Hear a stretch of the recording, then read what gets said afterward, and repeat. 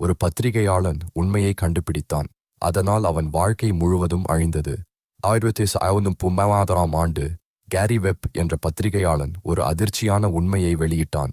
அமெரிக்க CIA நிறுவனம் கோன்ட்ரா கலகக்காரர்களுக்கு உதவியது.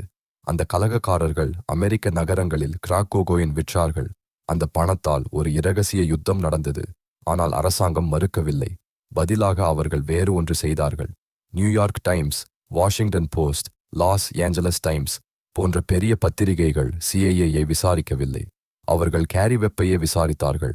அவன் பொய்யன் என்று சொன்னார்கள். அவன் நம்பகமற்றவன் என்று எழுதினார்கள்.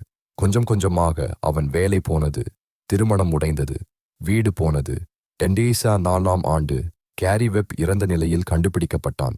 தலையில் 2 துப்பாக்கி குண்டுகள் இருந்தன. அதிகாரிகள் சொன்னார்கள், இது தற்கொலை. 2 குண்டுகள், தற்கொலை. இதுதான் மிகவும் பயமான உண்மை.